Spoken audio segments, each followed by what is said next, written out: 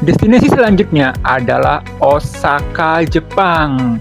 Setelah transit beberapa hari di Manila, kalau naik Cebu Pacific ya, jangan lupa tuh Cebu sering banget promotion tiket ke Jepang 1,2 juta aja one way itu ke Osaka, Tokyo, ataupun ke Nagoya.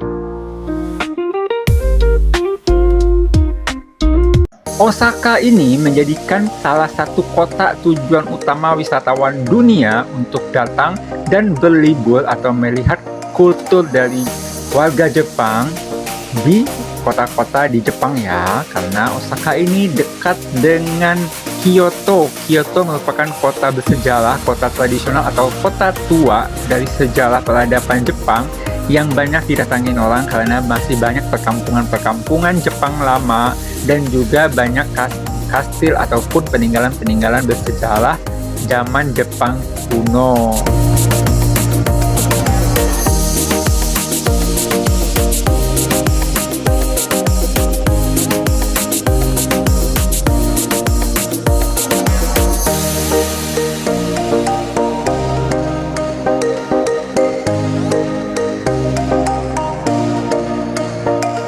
Bagi kalian yang ingin dapatkan makanan yang easy going atau cukup dan pas dengan selera kita dan kemungkinan besarnya adalah halal, carilah makanan yang ada beef bowl-nya itu, atau nasi ayam ataupun nasi daging sapi ya, itu ada di Sukiya, ada di Mitsuya, ada di pokoknya banyak lah tuh restoran-restoran yang di pinggir jalan yang buka 24 jam yang harganya terjangkau mulai dari 300 yen atau alias 30 ribuan untuk sekali makan.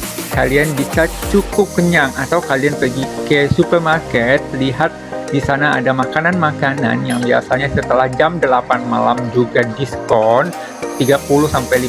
Kalian juga bisa dapatkan menu yang pas untuk selera kita orang Indonesia.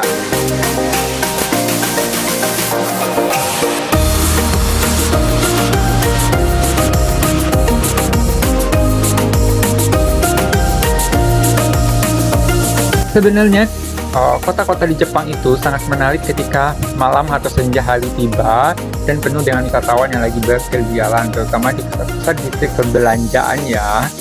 Sedangkan untuk saat ini gue karena udah sering ke Jepang, jadi gue cuma menikmati santai bersepeda karena di hotel gue ada fasilitas free dapatkan sepeda untuk berkeliling sepanjang hari, dan gue lah bersepeda lah sampai ke Osaka Kastil. Kastil Osaka ini adalah gedung istana yang cukup luas juga, yang cukup indah dan menjadi tujuan utama wisatawan yang datang ke Kyoto ataupun datang ke Osaka pastinya.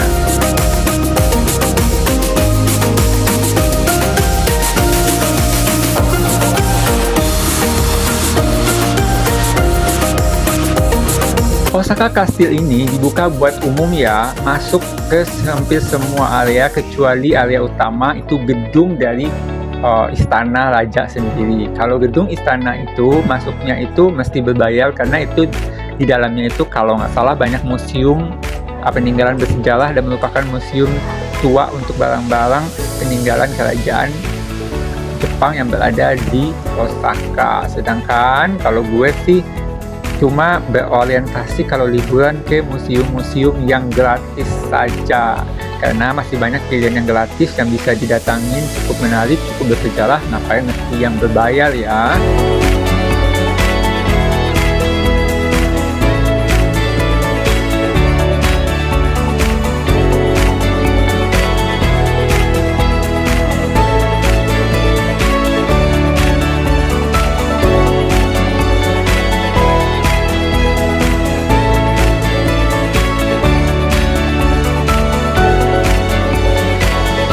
Di Osaka ini kalau untuk metro paketnya itu agak sedikit lebih mahal ya daripada di Tokyo. Kalau di Tokyo itu sekitar 160.000 untuk 3 hari, kalau di sini 160.000 itu 1 hari kali ya. Jadi gue karena ada gratis sepeda, jadi lebih nyaman bersepeda di Osaka ini.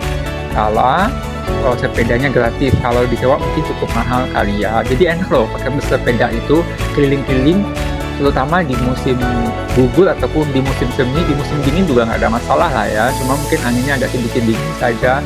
Di musim panas sebenarnya juga nggak ada masalah walaupun panas, tapi cukup enak juga karena kita bisa ke semua dan kemana-mana pun area-area di Osaka atau di negara-negara Jepang ini bisa kita jelajah.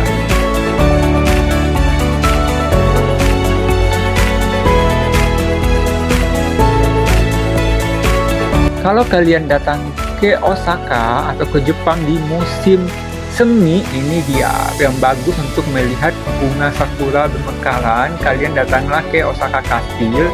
Itu di bagian depannya itu ada taman yang sangat luas dengan pemandangan Kastil Osaka. Itu adalah taman bunga sakura, tapi karena gue datang di summer, jadi cuma ada tumbuhan-tumbuhan yang berdaun saja, tidak ada bunganya. Jadi ini spot point utama kalau menurut gue ya, kalau datang ke Osaka dan yang ingin lihat perkebunan sakura yang sangat luas, di sini adalah pilihan utamanya kalau menurut gue dan menurut saran gue, karena tempatnya itu mudah untuk ditemukan, berada di pusat kota dan berada persis di kawasan Kastil Osaka dengan pemandangan yang cukup indah dan yang pemandangan yang khas Jepang ya.